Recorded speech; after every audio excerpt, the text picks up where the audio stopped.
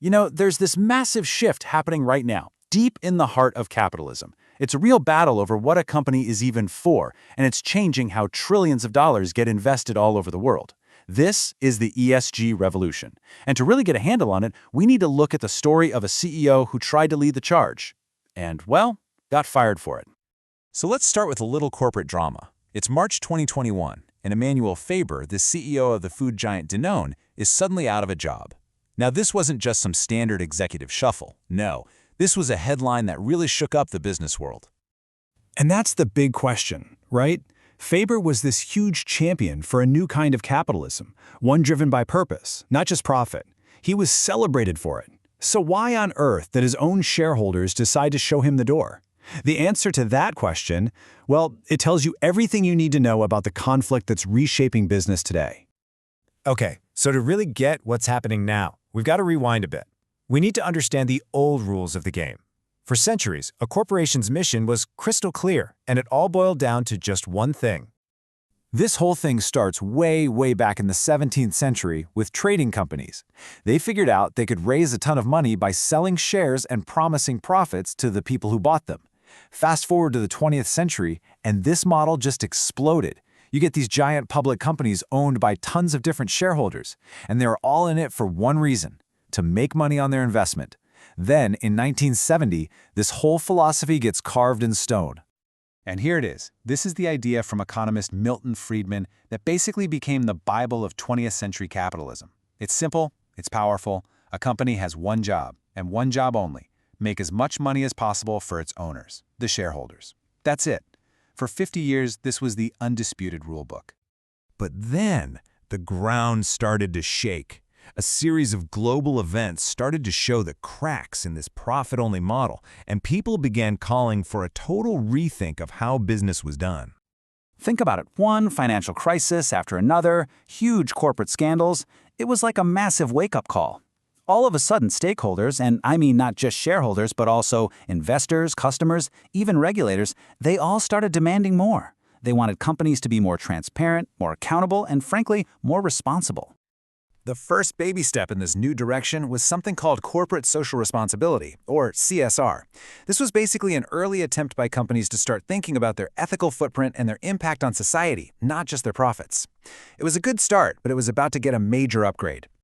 And that upgrade gets a huge push in 2004. This was a really key moment. The UN Secretary General at the time, Kofi Annan, basically threw down a challenge to the world's most powerful financial CEOs. He told them to build a new framework that would bake these non-financial factors right into their investment decisions. And what came out of that challenge was ESG. What it did was take the general idea of CSR and completely supercharge it by adding a third, crucial pillar: governance. This meant it wasn't just about a company's external impact anymore. It was about changing how the company is actually run from the inside out. So let's break it down really quick. The E is for environmental. This is all about a company's relationship with the planet. We're talking about everything from its carbon footprint and pollution to how it manages natural resources and whether it's switching to green energy. Then you have S for social.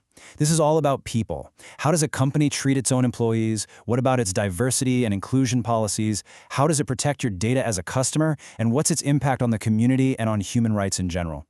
And finally, the G for governance. Now, this is the real game changer. Think of this as the company's internal wiring. It's about how the business is actually run.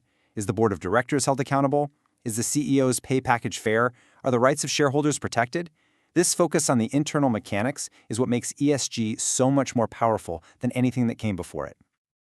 All right, so this all sets the stage for the great debate of our time. The rise of ESG created this fundamental clash of ideologies, a real battle between two totally different ideas about what a company is even supposed to be doing. So on one side, you've got the old guard, the Friedman doctrine, saying profit for shareholders is king. But on the other side, you have the stakeholder model. This idea says a company has a responsibility to create value for everyone it affects: its employees, its customers, its suppliers, and the community it operates in. And this idea got a huge boost in 2019 when the Business Roundtable, we're talking America's top CEOs, officially endorsed it. And if you think this is just some philosophical debate, check out this number. Today, a wild 85% of investment professionals say they consider ESG factors when they decide where to put their money. This isn't some niche feel-good thing anymore. Nope, it's moved from the fringes right into the very heart of the financial mainstream. So how does this pressure actually work in the real world? Well, investors are using their power as owners. They're proposing ESG initiatives directly to companies. A great example is something called the Say on Climate Initiative, which basically forces companies to let shareholders vote on their climate action plans. This puts huge pressure on a company's board to line up their strategy with these new goals, partly because a lot of investors now see bad ESG performance as a huge long-term financial risk. And that brings us right back to Emmanuel Faber and Danone. His story just perfectly captures this tension. While he was out there championing purpose, a group of powerful investors were pointing at the company's stock price. They argued that his focus on ESG was leading to what they called chronic underperformance, and it was hurting their bottom line. And in that showdown, they won. So, where does all this leave us? This struggle isn't just about one company or one CEO. It's a live, ongoing debate that is actively shaping the future of business for every single one of us. All right, let's boil this all down. What do you really need to remember?